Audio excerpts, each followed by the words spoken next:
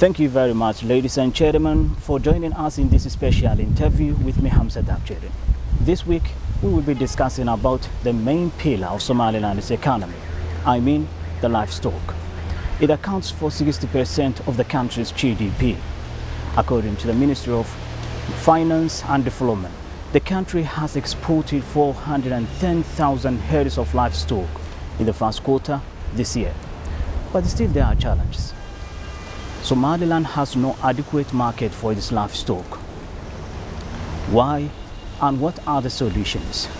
Hamza Hassan Saeed, who is a veterinary medicine lecturer, joins me in this special interview to discuss. Hamza, welcome to CBA. Thank you, sir. Thank you, Mr. Hamza. Could you first tell us about the current assessment of Somaliland's livestock? Well, although the ban has been lifted relatively for reasons from the exporting side, but there are still problems need solutions. And of course, there are allegations from the Saudi side that there are a number of diseases present on Somaliland and Somalia animals, which are, on the perspective of veterinary and international public health, are considered fatal and deadly diseases. Saudi Arabia as state whose decision does not come from vacuum and has every right to protect its citizens. But in contrary, all these allegations are not all based on a certain scientific and epidemiological investigations. In addition to that, this type of global trade is surrounded by a number of concentration, the political concentration, the propaganda, the brokering, which affect the value and credibility of international import and export. Other than that, there are a number of countries in the region which are exporting the same product, and this of course creates a scale of competition which sometimes and all the time is dishonest. All right. Hamza, we are in the Hajj season, and this is the time Somaliland exports the highest number of livestock. As an expert, do you think, is there any illness that could hinder exporting livestock this year?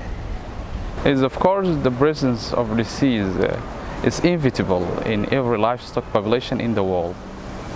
But because of the natural grazing system and relatively low or lack of the environmental pollution, our animals are considered healthy in to large extent.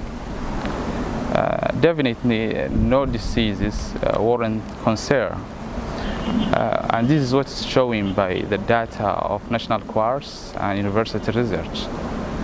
But of course, there's still rubrications due to the mismanagement and natural certifications. All right. It is undeniable that the livestock is the #1 source income in Somaliland. However, the country has no adequate market for the livestock export. What are the challenges? One of the ABCs of the trade is that the total dependence of just one market is at the very lost. So we have to expand our market and countries that depend on us on meat and livestock. It's not necessary to be in a political accord. The national interest is above all else.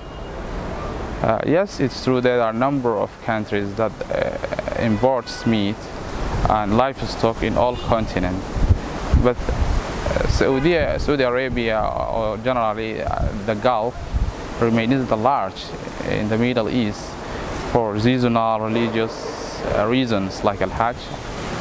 In addition to that, Arab people depend on their daily eating meat, and daily meal for eating meat, and some social occasions like condolences and weddings. Typically, like us, people eat meat on both of sadness and joy. So Saudi Arabia cannot be excluded anymore, but expanding the market is inevitable, strategic, and this of course needs a highly integrated plan and conclusions of memorandum of understanding with importing countries. The challenges are many and complicated and interrelated, and the worst is that they are being cumulative and overlapping. But constantly there are lack of access to water, lack of access to market, lack of access to grass, lack of access to credit facilities. In addition to that, inequality between the number of animals and the area of pasture, or what we call it on the veterinary, the pastoral size. Because none of all pieces of land is suitable for grazing, there are large amount of land seized illegally without benefiting from it and preventing animal from grazing. And this makes animal to graze in a very congested area, and this makes overgrazing. So the challenges are more, and I hope that the state will resolve all these problems and will find a suitable market for our livestock. You have mentioned it about Saudi Arabia. When we are talking about Somaliland's livestock, the first thing comes to our mind are Arab countries. Why cannot be marketed livestock in our region, the continent, Africa, and other parts of the world?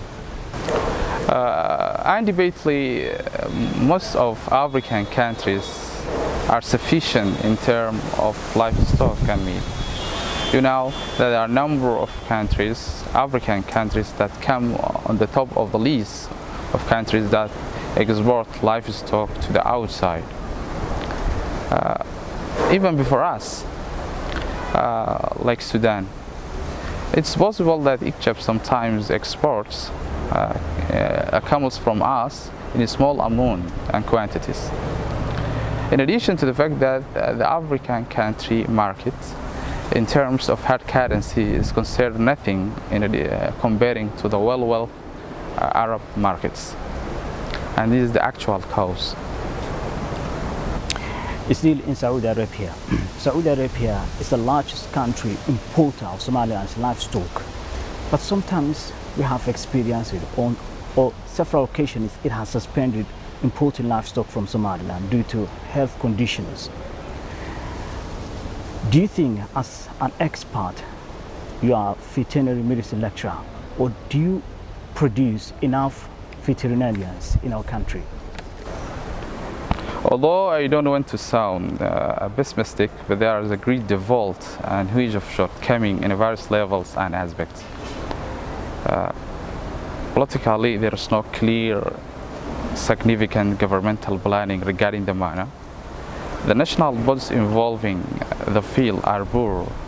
Even their part on the state's general budget is very shameful. Technically, those on it, whether they are administrators or technicians, are far below the level. Laboratories, scientific research units, national choirs are not all at the standard at all. Even the cadres, some of them are not specialized at all, or they are not sufficiently well trained, or some of them at the age required to be on retirement.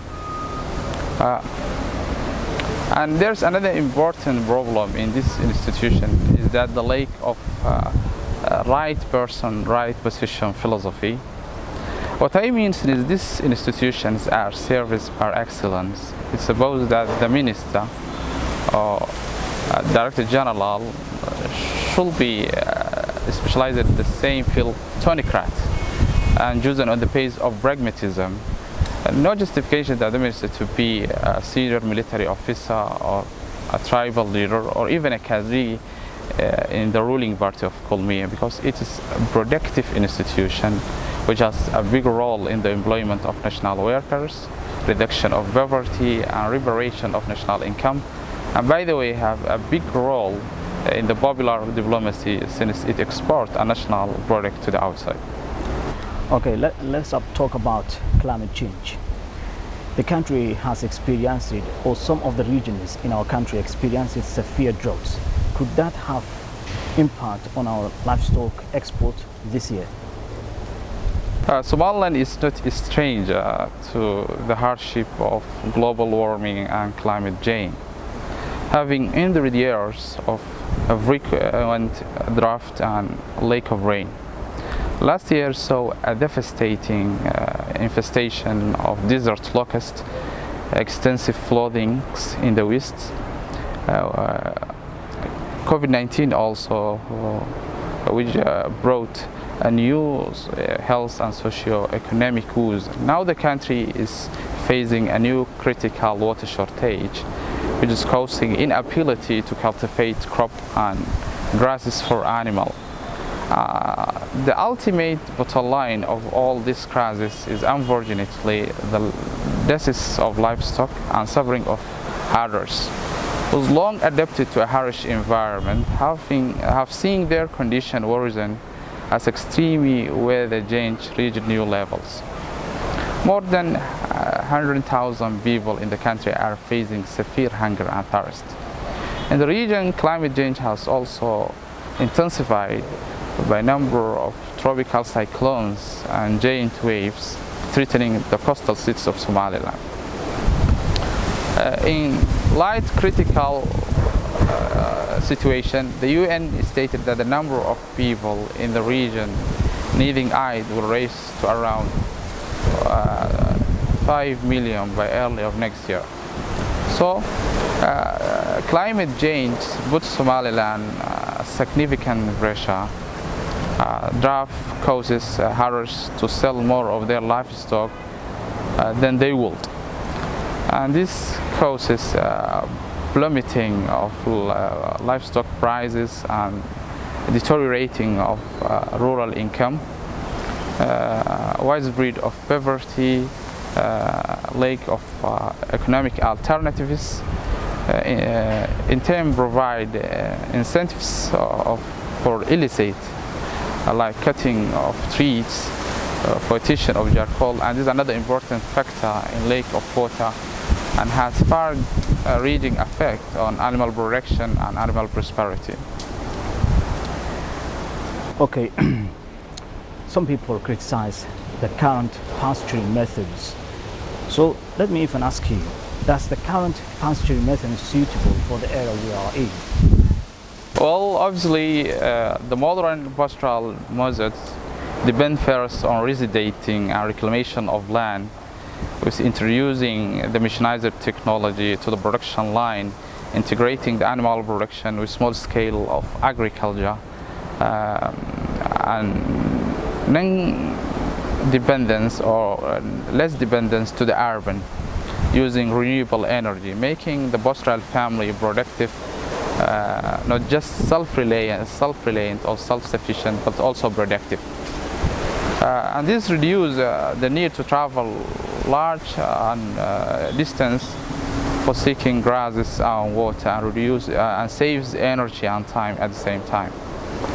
The method adopted for a permanent seeking of grass and water is indirect cause of animal disease because it exposes the animal to a tribal wave of thirst.